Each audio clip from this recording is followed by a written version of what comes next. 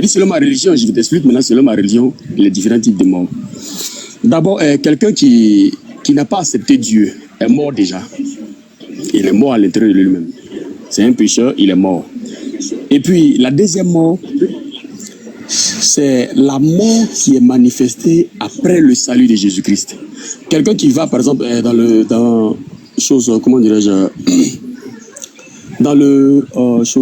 lieu, là, dans le lieu du tourment, surtout dans le lieu du tourment, quelqu'un qui va là-bas, il est mort aussi. Et après ça, après le retour du Seigneur Jésus-Christ, ceux qui étaient morts là, ils vont aller dans le feu, dans la géhenne qu'on appelle la deuxième mort. Voilà, donc tu vois qu'il y a beaucoup de types de morts, non? Eh mon frère, la mort c'est quoi?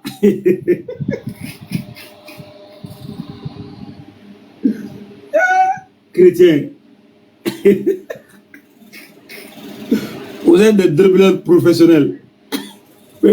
Dribbler une question comme ça, c'est quand même.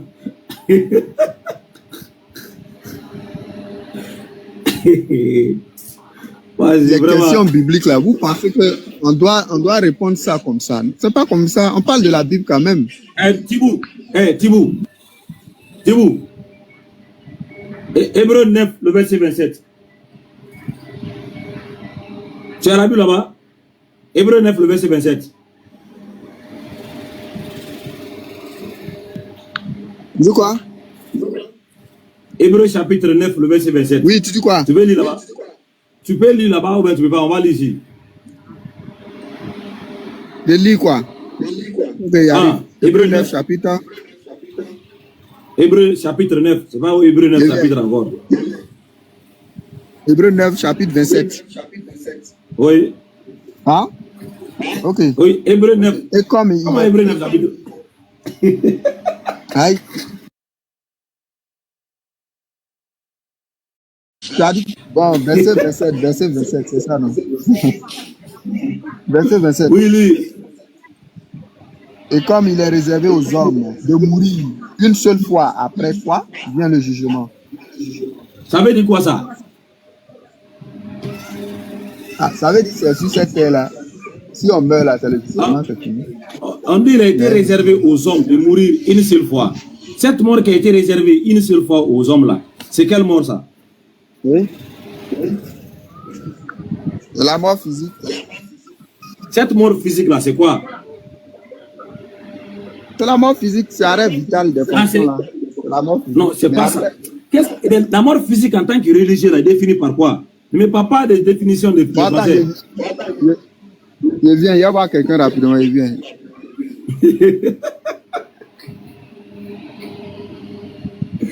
Vous allez me tuer aujourd'hui là. Quand je tourne vers lui là, il se fait disparaître. Quand je tourne vers lui là, il va se dire, attends d'abord, est-ce que moi je ne vais pas m'imiter même?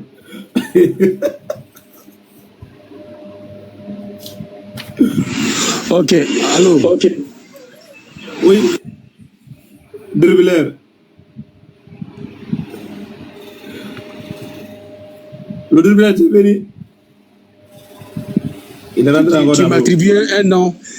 Tu m'attribues un nom que je n'apprécie même pas. Ouais, ok, prends Apocalypse 20. Non. Verset 14. Faut lire Apocalypse 20, verset 14. Si vous attends, l'humilité. Je suis là. On va lire Apocalypse 20 en 14. Mais d'abord, on a lu Hébreu chapitre 9, le verset 27. La Bible dit qu'il a été réservé aux hommes de mourir une seule fois. Moi, j'ai demandé, la mort qui est réservée aux hommes, la mort qui est réservée aux hommes une fois là, c'est quel mot ça?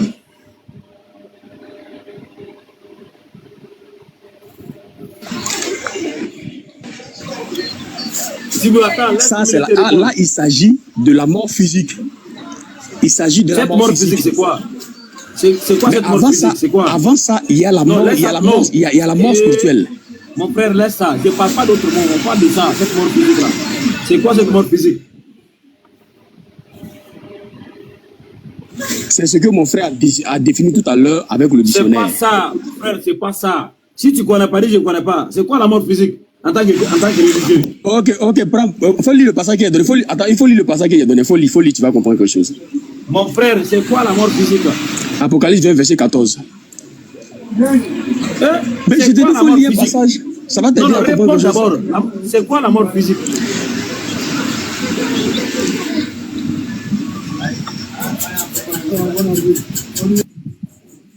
Mais moi, je ne comprends pas les Ok, chrétiens. donne ta définition. Moi ce que je pourrais dire là, j'ai dit. Voilà. Toi, donne ta définition. On va avoir Je vais voir si l'humilité c'est la même d'apprendre. chose, mais c'est la même chose. C'est pas la même Voilà. chose. Parce qu'il y a un mot qui manque là-bas, là, que tu n'as pas utilisé. Dans tout ce que vient de dire là. Et ce mot-là est seulement dans le contexte religieux. C'est pourquoi j'ai tourné la question, j'ai dit, en tant que religieux là, selon votre religion là, c'est quoi la mort? La mort, religieusement, c'est la séparation du corps et de l'âme. Quand ton âme quitte ton corps, on dit que tu es mort. C'est faux ou c'est vrai?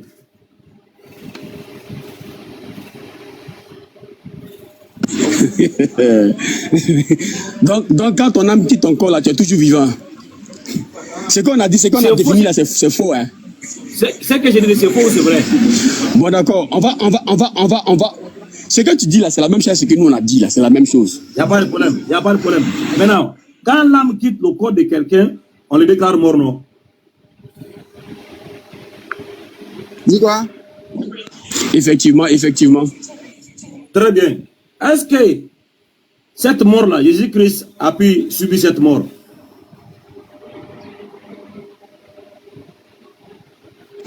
Effectivement. La mort physique, quand à la chair, oui. C'est ça, on dit les morts quand à la chair, là. Il faut t'imiter. Pardon. Ah, si je vais te parler... C'est pour cela on parle de résurrection là. Attends, humilité. Donc, Jésus-Christ a subi la mort de la séparation du corps et de l'âme. C'est ça? Oui. Est-ce que toi, tu vas mourir un jour? Si je suis né, je suis appelé à mourir. Comme pour tous les êtres humains. Donc, cela veut dire que ton âme va quitter un jour ton corps.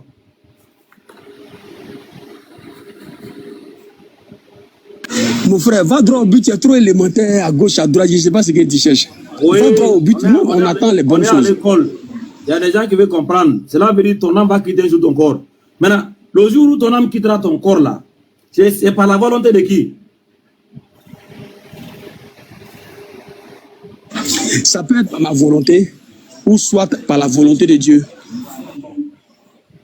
Ah, ça peut être par ta volonté, ton âme quitte ton corps.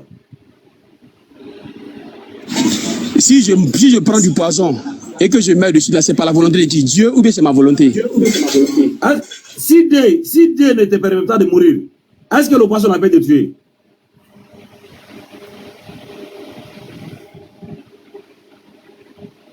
Ok, je vais répondre sagement à cette question que tu poses là. Ah. Dieu a donné le pouvoir à l'homme de faire un choix. Voilà, il faut savoir ça. Mon frère, on parle de la mort. La mort, c'est la fin de l'existence de l'homme sur la terre. Maintenant, cela veut dire quoi? Si ton existence est terminée là, cela veut dire que c'est lui qui l'avait déterminé et c'est lui qui mettra fin à cette existence. Parce que tu n'es pas, c'est pas toi qui avais décidé. Ça c'est faux. Ça c'est faux. Attends. Ça c'est faux. Attends. C'est faux? Ok. Quand un homme naît là, est-ce que l'homme sait combien de temps il va faire sur la terre? Non. Ok. Quand un homme meurt là, est-ce que c'est l'homme qui a mettre fin à son temps même qu'il avait prédéterminé par lui-même?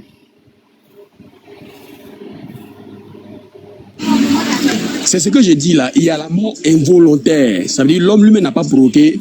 C'est un accident qui est arrivé. Ça a été involontaire. Comprenez une chose, frère. Non. Si tu prends, attends, je vais t'expliquer. Si tu prends une poisson là pour t'assassiner là, chaque que c'est ton temps qui est fini. Ton temps est fini, mais le choix t'a été donné pour mettre en action ce qui a été prédéterminé. C'est faux. Donc cela veut dire, si Dieu t'avait marqué de vie 40 ans, toi tu veux couper ça à 15 ans quoi. Si aujourd'hui, toi tu décides de mourir aujourd'hui, là, tu peux mourir aujourd'hui. Ah, cela veut dire quoi? Si Dieu, avant de m'avoir créé, il avait écrit dans son livre là, il a fait un décret, il dit lui là, il va faire 40 ans. Donc moi un jour, je vais décider de mettre fin à ma vie à l'âge de 10 ans quoi. Je peux. Je peux révoquer le commandement de Dieu, quoi. Voilà pourquoi je t'ai dit en français terre à terre. Même pour être sauvé là, c'est par la volonté de l'homme, par ta manière de te comporter. Dieu peut dire faire comme ça. Si toi tu fais autrement là, tu vas passer à côté. L'humilité. Je peux révoquer moi le décret de Dieu. Toi tu peux le faire, tu peux révoquer le décret de Dieu. Révoquer, explique mieux. Ça veut dire quoi? Quand Dieu a dit, toi tu vas faire 40 ans, est-ce que toi tu vas faire ça à 20 ans?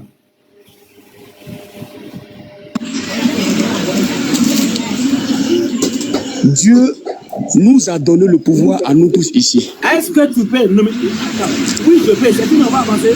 Est-ce que tu peux faire ça à 20 ans? Quand Dieu a dit, tu vas faire 40 ans. Oui et oui. Toi tu peux faire ça.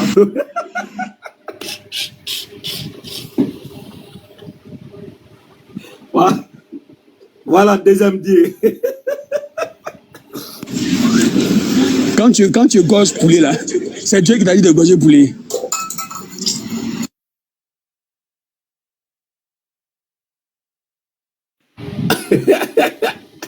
Lui, c'est un deuxième Dieu, le Tout-Puissant. Ok. Pour te montrer que, effectivement, nous les chrétiens là, nous sommes des dieux. Est-ce que tu sais ça?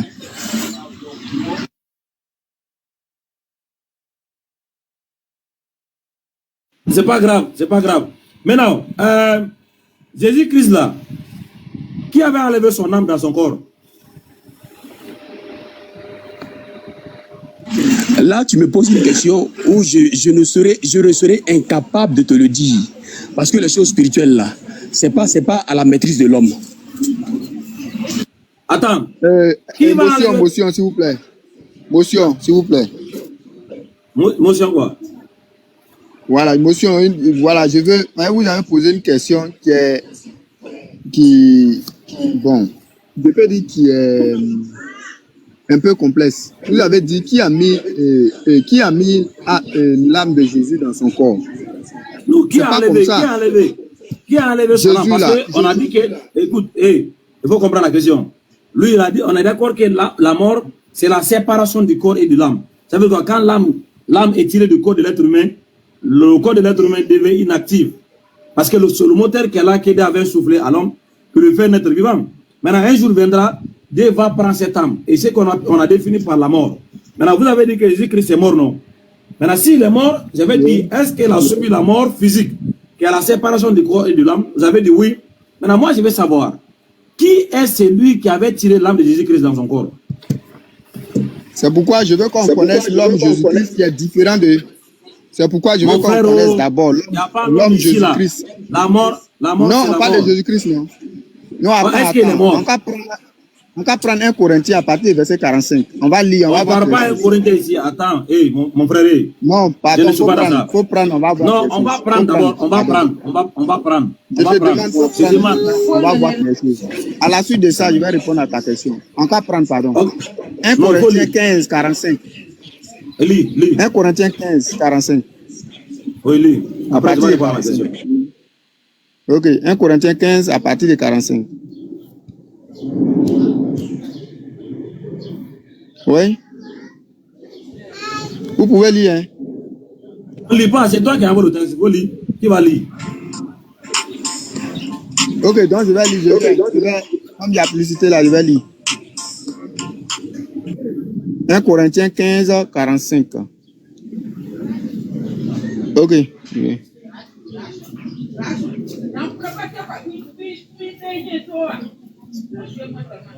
Voilà, on dit, c'est pourquoi il est écrit. C'est pourquoi il est écrit. Le premier homme, Adam, devint une âme vivante. Le dernier, Adam, est devenu un esprit vivifiant. À partir du verset 46, il est dit, mais ce qui est spirituel n'est pas le premier, c'est ce qui est animal. Ce qui est spirituel vient ensuite. Au 47e verset, on dit, le premier homme tiré de la terre est terrestre. Le second homme est du ciel. Donc vous voyez ici, lorsqu'on parle des êtres humains, Lorsqu'on parle des êtres humains, Jésus-Christ est le second Adam. Il est différent même, puisque Adam est tiré de la terre, donc Adam est poussière. C'est pourquoi nous parlons de la mort. Et quand nous mourrons en Adam. Maintenant, le second Adam, là, lui, il est spirituel parce qu'il est descendu du ciel. Thibaut, c'est pourquoi je ne voulais pas te parler. Parce que j'ai déjà testé ta connaissance. Toi, tu as un problème de compréhension. Donc, mets-toi, je vais parler avec l'humilité, s'il te plaît. Voilà, parce non, que j'étais en train de te montrer un peu l'homme Jésus là. Quand on a discuté avec quelqu'un là, il faut comprendre avant de répondre. J'ai dit, l'âme de Jésus-Christ là, quand on développe les questions là, il ne faut pas oublier quoi. On ne parle pas pour parler. On est arrivé dans un point là où on était tous d'accord que Jésus-Christ a subi la mort qui est la séparation du corps et de l'âme. D'accord. Maintenant, je demande, qui avait tiré l'âme de Jésus-Christ de son corps là? C'est qui? Qui a enlevé son âme là pour que lui aussi il sera qualifié mort? Parce que vous dites qu'il est mort, non? Cela veut dire que son âme a quitté son corps. Mais on sait que l'âme ne quitte pas par lui-même. L'âme est tirée par quelqu'un. Qui avait tiré son âme là? Qui a enlevé son âme dans son corps? L'humilité, tu peux répondre? Ok. Je vais te répondre par une question. Quand une âme est en train de partir là, toi tu vois ça pour témoigner, ou bien tu mens pour inventer.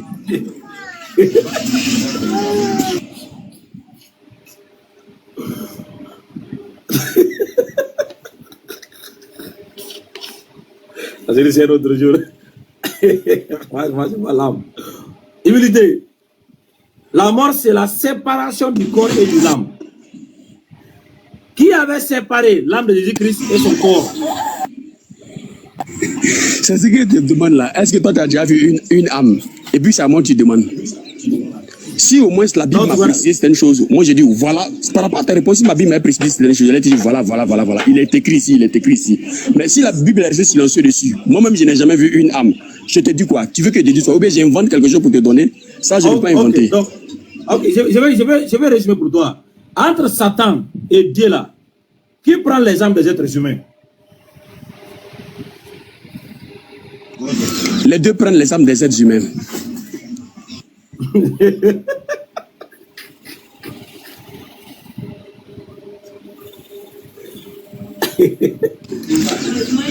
Maintenant, si tu ne crois pas, je peux te donner un passage biblique.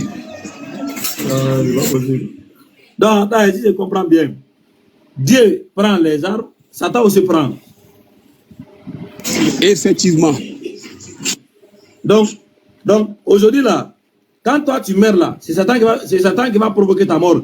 Et c'est Satan qui va décider quand est-ce que toi tu vas mourir et quand est-ce que tu vas rendre l'âme. C'est Satan. Ok, une très belle question. Est-ce que tu sais que Satan planifie la mort des gens? Est-ce que tu sais ça? Non, nous savons Dieu, il a créé Satan. Dieu a créé l'être humain. Dieu a insoufflé l'âme dans le corps de l'être humain.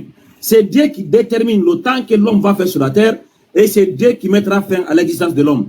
Maintenant, comme aujourd'hui, toi, tu es chrétien, là, tu nous dis que c'est Satan qui sépare l'âme du corps de l'être humain. Maintenant, je veux savoir, est-ce que ce que tu dis là, est-ce que va t'arriver toi? Ok. Pour ta bonne compréhension, André, il n'y a pas de sorciers chez toi là-bas. S'il y avait des sorciers, ce que tu dis là, ce que je dis là, tu allais comprendre. Maintenant, c'est pas pour comprendre, pardonnez. Est-ce qu'il y a sorciers chez toi là-bas? Est-ce que sorciers tuent des gens chez toi là? Est-ce que sorciers tuent des gens chez toi là-bas? Je ne connais pas. Entre Dieu et Satan là, qui avait pris l'âme de Jésus-Christ? Je peux dire que c'est Dieu, puisqu'il a été ressuscité. Donc c'est Dieu qui a pris l'âme de Jésus-Christ. Et je peux répondre affirmatif. Donc, c'est Dieu qui a tué Jésus-Christ. Très belle question. Voilà pourquoi il t'a dit depuis le début que comment dirais-je, les hommes peuvent décider de certaines choses. Mais en même temps, la mort de Christ là, il y avait la volonté de Dieu derrière. Donc c'est Dieu qui a tué Jésus-Christ.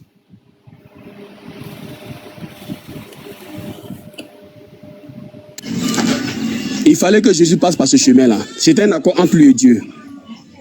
C'est ce que j'ai dit, c'est Dieu qui a fait, mais c'est Satan qui a fait. C'est Satan qui a fait ça. C'est le diable qui a fait. Donc c'est Satan qui a tué Jésus-Christ.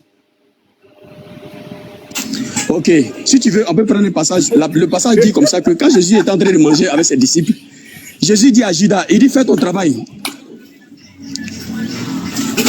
La Bible dit ensuite Satan entra en Judas et Judas a manifesté ces actions-là. Donc c'est Satan qui a tué Jésus-Christ, quoi.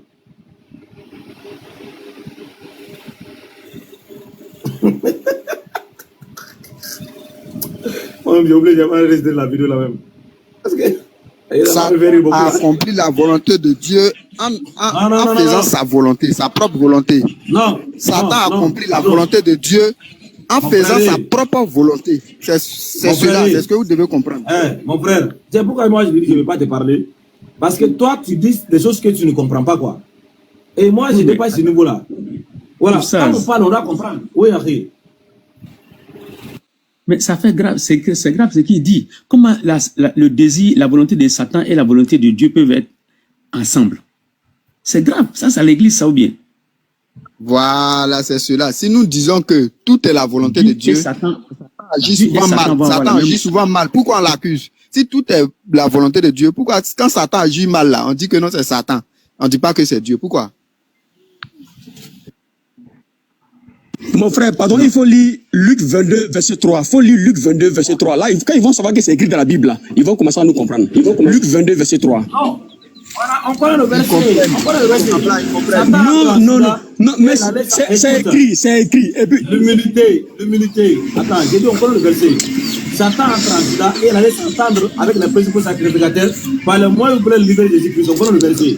Mais quand on est en train de parler de quelqu'un de la mort là, nous savons que nos parents sont morts, ils ne sont pas pires. Cela veut dire que leur vie a été mise fin par une puissance, une autorité qui leur avait accordé la vie. Donc si on dit que c'est vivant là, et qu'un jour sa vie a été terminée, quelqu'un a mis fin à sa vie, il y a une force qui est responsable. On veut savoir cette force-là. Est-ce que c'est la force de Dieu ou c'est la force de Satan? Toi, tu as dit que c'est Satan, non? Effectivement. Donc, cela veut dire, en résumé, c'est Satan qui est venu tirer l'âme de Jésus-Christ de son corps. Donc, Satan a tué Jésus-Christ. Ce n'est pas ça en résumé. Un bandit peut te donner l'âme, peut t'ôter la vie. Un bandit peut t'ôter la vie, mais c'est pas forcément lui qui va t'enterrer. Voilà. On parle pas de ça. C'est le diable qui a tué Jésus. Donc voilà, on est d'accord. Donc, c'est ce qu'on a fait dire. Donc, le diable a réussi à tuer Jésus-Christ. Il n'y a pas de problème. Donc, vous avez tous entendu, l'humilité a dit c'est le diable qui a tué Jésus-Christ. Merci. Maintenant, je confirme ça avec grand caractère. Je confirme ça avec grand caractère. Le diable a tué Dieu. C'est ça. Il a tué la chair. Il a tué la chair. La chair de qui? La chair de qui? De Jésus. C'est ça là, vous ne pouvez pas comprendre. Donc Jésus est Dieu. Donc la chair de Dieu. Vraiment. Jésus, bon, écoute-moi. Jésus est Dieu, n'est-ce pas? Je vais te poser une question. Si toi, tu dois passer par comment dire, par un bastonnement de tes ennemis, et puis tu vas revenir peut-être pour être un roi. Si tu passes par le bastonnement de tes ennemis, là, est-ce que cela veut dire que tu ne dois plus être, c'est fini pour toi, tu ne dois plus être roi? Non, voilà pourquoi il dit c'était un contrat. Un contrat selon Dieu. Voilà pourquoi la Bible dit en Jean 16, verset 3, la Bible dit... C'est un contrat de dupe. On appelle ça un contrat de dupe. Parce que moi, je tue mes ennemis et je deviens roi. Je ne me bastonne pas. Jésus, pour sauver le monde, là, il devait passer par ça.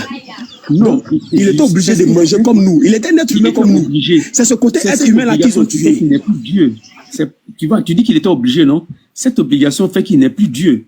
Parce que moi, je te dis, devant mes ennemis, je dois être bastonné. Moi, je bastonne mes ennemis, je deviens roi.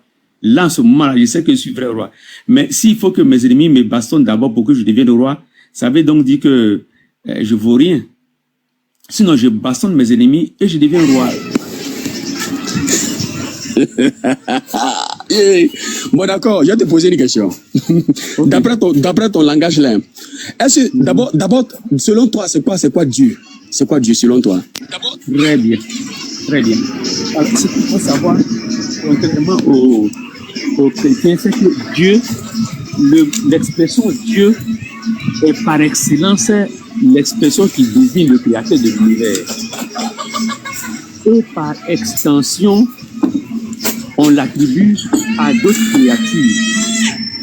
Donc Dieu, c'est d'abord le créateur de l'univers par excellence. Et par extension, je te dis, là, tu fais force rouge. Là, par tu fais force extension, rouge. on l'attribue aux créatures. Je te donne un exemple. On dit au commencement, Dieu créa la terre. Point. Dieu là, c'est qui? C'est le créateur de l'univers par excellence. Ok. Ok, Merci. tu m'as posé une question. Non, laisse-moi te répondre. Quand on dit Dieu, là, c'est une divinité qui a un Non, pouvoir c'est ce que- supérieur à l'homme. Écoute-moi, C'est faux. mon frère. Ce n'est pas forcément quelqu'un qui a créé. Si je te pose la question, le Dieu, par exemple, des féticheurs, est-ce que c'est lui qui a créé la terre et le ciel? Très bien. Ça, c'est l'extension. Ça, c'est l'extension du Dieu. C'est-à-dire, quand on dit Dieu, là, précise bien. très bien, je reprends. J'ai dit quand on dit Dieu là, il s'agit par excellence du créateur de l'univers. C'est par extension qu'on l'attribue à d'autres créatures. Sinon, quand on dit Dieu, quand par exemple la Bible dit Dieu créa la terre, ou bien adorer Dieu seul, on sait qu'il s'agit Actuellement, par nous sommes dans la définition de Dieu. Il ne faut pas seulement prendre C'est que ce la que Bible. Il ne faut pas j'explique. prendre seulement que la Bible. Il faut prendre de façon Je générale. Continue. De façon générale. Voilà. Quand je dis Dieu merci, par excellence là, il s'agit du créateur de l'univers. Mais par extension, ou bien par abus de langage, on peut attribuer ça à d'autres créatures, notamment le Dieu de ce siècle, notamment, on peut faire des dieux Moïse, notamment le Dieu du football. Mais sinon, quand on dit Dieu là, il s'agit en priorité, en principe, du créateur de l'univers. Et là, il n'y a pas d'embâche, il n'y a pas de mélange à faire. Mais par extension, on peut l'attribuer à une créature. Mais sinon, c'est pas fait pour une créature. C'est-à-dire que quand on dit Dieu, là, il s'agit du créateur de l'univers. Et ça, que ce soit dans la Bible, que ce soit hors de la Bible, que ce soit même à la maison chez toi là-bas, quand tu te lèves, tu dis hey, Dieu merci. Tu ne dis pas Dieu créateur merci. Mais quand tu dis Dieu merci, là, il s'agit du créateur de l'univers. Maintenant, réponds à ma question. Oui. C'est le Dieu que les féticheurs disent c'est notre Dieu là. Est-ce qu'il n'est pas Dieu? Est-ce qu'il n'est pas Dieu? C'est ce que je dis là. Je te dis que par extension, attribue l'expression de Dieu là par extension à d'autres créatures. Mais sinon, quand on dit Dieu là, Bon, d'accord. c'est pas objet d'adoration. Donc, quand tu sais, C'est le créateur de l'univers. donc, si tu veux définir, S'il vous plaît, l'humilité, Oui. il y a même en français, par exemple en français, on fait la distinction entre Dieu, grand Dieu, et Dieu avec petit d. Donc, c'est que Idi là te dit, tu n'as pas besoin de discuter parce que, voilà, c'est vrai quoi en fait. tu viens de répondre juste. Ce que tu dis, c'est la vérité. Je soutiens ça. Mais par contre, lui, le mot Dieu qui définit seulement qu'au créateur, c'est une fausse route. Parce qu'il y a Dieu grand D et puis il y a Dieu en petit d. Il doit savoir Non, ça. attends, quand tu dis petit d, Maintenant. petit d, grand d, excuse-moi, quand tu dis grand d, petit d, est-ce que tu crois que chez les Grecs là, tout est en caractère, ce camarade va te dire, chez les Grecs là, il n'y a pas petit d, il n'y a pas de grand d. Tout est en grand caractère, c'est un seul caractère uniforme. Comment tu fais pour reconnaître? Donc, c'est ce que je t'explique. Quand on dit Dieu par excellence, là, il s'agit du créateur de l'univers. Mais on peut l'attribuer par extension à une créature. Sinon, c'est pas fait pour la créature. Voilà. Je te donne un exemple. L'humilité. Maintenant, on va Je n'ai pas fini. Je n'ai pas encore fini. Non. Il a parlé de Jésus et Dieu. Je veux juste le définir ce côté-là. Là, il va bien comprendre. Maintenant, Jésus de est façon Dieu, c'est terre pas à terre, moi, hein. écoute-moi très bien. Moi, je dis Jésus est Dieu. Tu vois? Donc, je te définis ça en français terre à terre pour que tu puisses mieux comprendre. Je ne sais pas si tu es musulman. Tu es musulman? Bon, il faut continuer le débat avec Camara. C'est parce que c'est avec Camara que tu es. Bon, vraiment. Bon, si tu es musulman, bon, prenons un peu les musulmans. Quand un musulman prie là, est-ce qu'il prie au nom de son prophète? Est-ce que c'est le nom de son prophète qu'il invoque ou bien c'est le nom de Allah qu'il invoque? Mais vous ne changez pas le débat ici. Ne change pas. Non. Si. Allons-y. Attends, Non, il va répondre d'abord. Si tu peux camarade, répondre, faut répondre. bon, Si tu peux camarade, répondre, faut je répondre. vais répondre. D'accord, je vais répondre et puis ensuite. Voilà, après, faut répondre. Très bien. Quand le Allahu Akbar, c'est le nom propre de Dieu. Est-ce que tu comprends? Allah, c'est le nom propre de Dieu. Voilà. Tu vois que je soutiens ce que tu dis. Mais nous, les chrétiens, là, nous, on prie au nom de Jésus. C'est Jésus, on appelle. Très bien. Voilà. Mais vous aurez dû prier au nom de Donc, Dieu. mais pourquoi on l'appelle? Non, non, non. Nous, on le prie. Voilà pourquoi la Bible a bien clarifié. Il dit en mon nom. C'est pas au nom du Père, hein, c'est au nom de Jésus. Non, mais C'est qui là, tu n'as prouve pas que compris. Jésus est différent du prophète. Non, non, écoute-moi, mon frère. Jésus est largement différent du prophète. Tu n'as pas Nous, on prie au compris. nom de Jésus. Oui, On mais tu chasse n'as les pas démons au compris. nom de Jésus. On guérit les malades au nom de Jésus. Même un Mais tu n'as féticheur, pas là, quand compris. le féticheur, écoute-moi mon frère, même un féticheur, quand un féticheur a un problème, ou bien il a besoin d'un secours, il ne prononce pas son nom. Non, il prononce le nom de son Dieu. C'est ça la divinité. Il prononce le nom de son Dieu. Pour nous les chrétiens, là, nous, c'est Jésus. C'est Jésus Non, qu'on non, tu n'as- appelle. C'est pas, S'il vous Tout plaît, est pas fait vrai. au nom de tu n'as pas Jésus. compris. S'il vous Regarde, plaît, le frère, il quand dit, le tu- frère, il dit, attends. Oui. Attends. Lorsque Jésus-Christ, donc l'humilité, lorsque Jésus-Christ vous a dit, si vous priez, priez ainsi, notre Père qui est dans les cieux. Donc, toi, tu nous fais comprendre que vous priez au nom de Jésus, alors que lui, il vous dit de prier. Quand vous priez, dites notre Père qui est dans les cieux. Ok. Comment est-ce que toi, tu comprends Notre ça? Père qui est dans les cieux, écoute, je t'explique, mon frère. Ah, mon frère, je t'explique. C'était un exemple de prière que Jésus a donné. Maintenant, cette prière, elle est une bonne prière, mais elle est faite au nom de Jésus. Voilà. C'est ce que les musulmans n'arrivent pas à comprendre. Elle Elle est est faite faite- au nom de Jésus. Elle est faite à Dieu au nom de Jésus. C'est ce que tu comprends pas. Voilà. C'est la nuance. Elle est faite à Dieu. Mais Au nom maintenant, de dis-moi. C'est-à-dire- Est-ce que les musulmans, là, quand ils prient Allah, là, ils prient au nom de... Pas d'intermédiaire. Nous, on n'a pas d'intermédiaire entre nous. Ah, donc tu Mais vois vous la avez un différence. intermédiaire. Vous avez un Tu vois la intermédiaire différence que entre Jésus vous. est Dieu. Non, vous avez un intermédiaire entre Dieu et vous. Et c'est ce Est-ce que que tu vois Jésus-Christ lui-même n'a pas enseigné. Jésus-Christ, Non. écoutez, hein, s'il vous plaît. Jésus-Christ n'a pas enseigné cette notion d'intermédiaire-là. C'est ça l'idolâtrie, justement. Voilà. C'est Parce que- ça. Si, il a enseigné, Jésus a enseigné, Attends, Jésus a attends. enseigné. Je vais finir ma je phrase. vous trouve le passage rapidement, excusez-moi. Voilà. En attendant que tu trouves le passage, Jésus-Christ, lui, il a été clair. Il a dit, quand vous priez, priez comme ça. Notre Père qui est dans les cieux, que ton royaume, ainsi de suite. Mais, il n'a pas dit, quand vous priez, priez ainsi, au nom de Jésus-Christ, notre Père qui est dans les cieux. Non. Il n'a pas mis intermédiaire dans cette prière-là. Et c'est la plus importante prière qui est dans la Bible que Jésus-Christ a enseignée à ses disciples. Et donc, l'humilité, là, il nous fait comprendre que il faut passer par Jésus. Et Jésus-Christ, lui, il nous dit, non, il faut pas passer par moi. Il faut dire ceci. Donc, nos frères chrétiens là, avec tout le respect, vous êtes en contradiction totale avec l'enseignement du Christ. C'est-à-dire que nous rentrons dans la Bible, on prend un verset, nous le voyons comme il est, et un chrétien nous vient nous raconter le contraire, et tout le temps en soutenant la thèse que voilà, lui, il suit Jésus-Christ. En quoi est-ce que vous êtes des disciples, ou bien vous êtes des gens qui suivent l'enseignement de Jésus-Christ? Moi, en tout cas, ça m'étonne, parce que lui, il dit, si vous priez, priez comme ça, notre Père qui est dans les cieux. Toi, tu viens nous dire que non, il faut prier par l'intermédiaire. Il y a deux enseignements. On est d'accord? Ça, c'est l'enseignement de Paul. Ça, c'est l'enseignement paulien. Parce qu'en fait, Jésus lui-même, il priait. Il priait au nom de qui? Tu vois, lui, il priait directement Dieu. Mais eux, ils viennent au nom de Dieu. Ils veulent donner ses prières. Il y a d'autres qui donnent leurs Quelqu'un peut me prières. lire 2 Corinthiens 5, verset 18. Est-ce que quelqu'un peut me lire 2 Corinthiens 5, verset 18? Mais 2 Corinthiens, 2 Corinthiens 5, verset 18. c'est un prophète qui l'a dit. C'est un prophète de Dieu. C'est un apôtre qui a dit. C'est un apôtre Mais de Dieu. un apôtre, Jésus a dit que l'apôtre n'est pas plus grand que le prophète, et le prophète n'est pas plus grand. Où ça? Il a dit ça où ça? D'accord. Il a dit ça où ça? Donne-moi le passage. Il a dit ça où ça? D'accord. En attendant, faisons la lecture du passage qu'il vient de donner. J'ai oublié le passage. Attends. Tu as dit 2 Corinthiens, je sais pas, verset. Mais il faut d'abord. Corinthiens 5, verset 19. Ok, attends. 2 Corinthiens 5, verset 19. J'ai entendu, attends.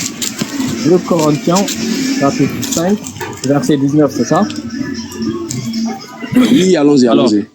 Alors, je commence au verset 16 parce que voilà, c'est dans le contexte. Ainsi, dès maintenant, nous ne connaissons personne selon la chair. Et si nous avons connu Christ selon la chair, maintenant nous le connaissons plus de cette manière. Si quelqu'un est un Christ, il est une nouvelle créature. Les choses anciennes sont passées. Est-ce que il y a un peu de bruit là, je sais pas. Continue. D'accord, je reprends. Ainsi, dès maintenant, nous ne connaissons personne selon la chair. Et si nous avons connu Christ selon la chair, maintenant, nous ne le connaissons plus de cette manière. Si quelqu'un est un Christ, il est une nouvelle créature. Les choses anciennes sont passées. Voici, toutes choses sont devenues nouvelles. Et tout cela vient de Dieu, qui nous a réconciliés avec lui par Christ, et qui nous a donné le ministère de la réconciliation. Car, verset 19, car Dieu était en Christ, réconciliant le monde avec lui-même, et n'imputant point aux hommes leurs offenses, et il a mis à nous la parole de la réconciliation. C'est bon? Merci. Une très belle lecture. Christ nous a réconciliés. Christ est l'intermédiaire entre Dieu et nous. Comme tu l'as dit, il n'y a pas d'intermédiaire. Le passage là montre que Christ est un intermédiaire. Voilà pourquoi dans cet passage, Jésus a dit que nul ne vient au Père que par moi. Il est quoi là? Mais tu n'as pas compris encore. Lui, il est un passage. Il dit, écoute-moi, un prophète. D'accord, écoute-moi. Il est un passage, il est un guide, d'accord. Je t'explique. Un prophète là. Il est le chemin. Écoute-moi, mon frère. Un prophète n'est jamais le chemin. Un prophète montre le chemin. Il dit voici le chemin, Allah, ou bien voici le chemin. Il montre tout sur le prophète. Ça, parce que le prophète là, écoute-moi. Le prophète là, en quelque sorte, on peut dire que c'est un guide religieux, ou bien peut-être c'est un prêtre. Et restez tranquille. C'est un guide religieux, ou bien peut-être que c'est un prêtre. Mais Jésus il dit je suis le chemin. Et il dit je suis la vérité. Il dit pas voici la vérité, ou bien voici le chemin comme le prophète, des musulmans. Non. Il dit moi je suis. Et puis il précise, il dit nul ne vient au Père que par moi. C'est ce côté-là, si tu as pu comprendre ça, tu vas comprendre pourquoi Jésus est venu sur la terre. Si tu n'as pas compris ça, tu le vois comme un prophète. Je t'explique. Tu as dit qu'il y a le chemin, non? Est-ce que tu sais que Jésus a créé la terre? Est-ce que tu sais Jésus a été dans la création? En déclaration, non? Quoi ça? En déclaration, oui. Voilà, dans une déclaration, bien sûr. J'ai l'impression que c'est deux personnes qui me posent des questions là. C'est deux personnes poser la question une à une là. Ça peut. S'il vous plaît. Mon frère, il dit l'humanité. Oui. L'humanité. Tu sais. Oui, je suis là. Merci. 2 Corinthiens 5 que tu viens de lire là, que tu viens de me faire lire là. Si on te demandait ce passage-là, et un passage où des paroles qui sont sorties de la bouche de Jésus-Christ, qu'est-ce que nous, on devrait prendre? En toute sincérité. Non, parce que 2 Corinthiens, là, qui a écrit ça? Et il y a un passage clair que Jésus-Christ, lui, l'a prononcé. Maintenant, tu nous donnes un passage qu'un autre pour nous faire croire ça. Ok, moi, je vais te répondre par une question. Donc, à part, ça veut dire à part les paroles de Dieu, tous ceux qui ont écrit les livres, ou bien ceux que Dieu a utilisés pour parler là, et tous ce sont des faux? Humilité, je réponds à cette question. Attends, bonus, pardon, je lui donne un passage et puis je me tais. Attends. Jean 13, verset 16. En vérité, je vous le dis, le serviteur n'est pas plus grand que son Seigneur, ni l'apôtre plus grand que celui qui l'a envoyé. C'est clair que entre la hiérarchisation là, une parole de Jésus est en bas de la parole de celui qui a envoyé Jésus. Et la parole de l'apôtre est en bas de la parole de Jésus. Ça, c'est clair. Bambino, je te laisse. Oui, merci frère. Je veux pas monopoliser la parole aussi. L'humanité, je vais te lire aussi un passage, parce que, d'abord, pour te répondre à ta question, non, je ne dis pas que les autres écritures sont fausses, mais je dis que, est-ce qu'on ne devrait pas prendre l'enseignement direct du maître? Parce que lui, il a enseigné, hein. On est d'accord que Jésus-Christ, lorsqu'il était là, il a enseigné. À quoi ça nous sert de prendre un enseignement d'un autre individu et laisser l'enseignement du maître lui-même, alors que lui-même, il a donné son enseignement? C'est quoi la logique dans ça? Vas-y, Kad. Ok. Je veux lire. Oui. D'abord, la Bible, là, c'est un témoignage. La Bible, c'est un témoignage. Et dans ce témoignage, il y a les paroles de Jésus, il y a les paroles de Dieu, le Dieu créateur. Voilà. Et c'est-à-dire quand je dis parole de Jésus-Christ, parole du Dieu créateur, je ne sais pas comment t'expliquer, puisque Jésus lui-même, il est en même temps la parole de Dieu. Mais je te parle en français, en côté humain. C'est-à-dire Dieu a parlé et Jésus aussi a parlé. C'est pour te faire un peu la différence des... Est-ce que tu as compris ma question de Jésus? Est-ce que tu as compris ma question d'humanité? C'est pour répondre. C'est par rapport à ta question que je suis en train de répondre. Oui, mais tu réponds autre chose. Réponds à ta question. Ma question, elle est simple. Jésus-Christ, lorsqu'il était sur terre, il a donné un enseignement. Pourquoi laisser cet enseignement-là? D'accord? Et prendre un enseignement de notre individu. Pourquoi? C'est ça ma question. Ok, merci bien. C'est une très belle question. Est-ce que tu sais que Jésus lui-même, il a dit un jour dans la parole que il y a des choses que je vais vous expliquer, mais vous n'êtes pas encore mature, vous n'êtes pas encore au niveau de comprendre ces choses. Est-ce que ça au moins tu le sais? Si ça tu le sais, tu vas comprendre que le passage... non, je dis, le passage là, vraiment.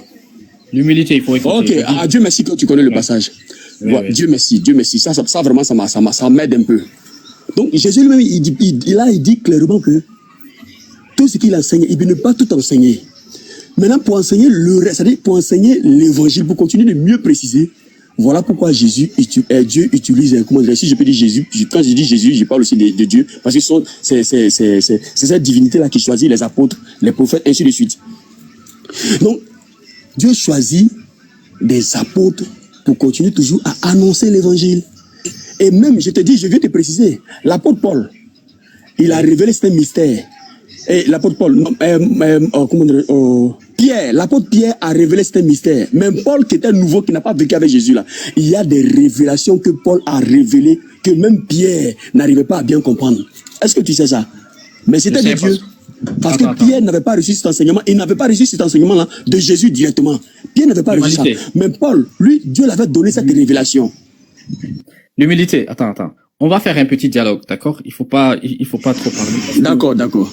Ceux qui sont dans les commentaires, ils vont s'ennuyer. Vous m'excusez les frères, hein, parce que j'ai pas demandé la permission pour prendre la parole. Mais c'est que l'humilité, maintenant là, elle est compliquée, hein, l'humilité.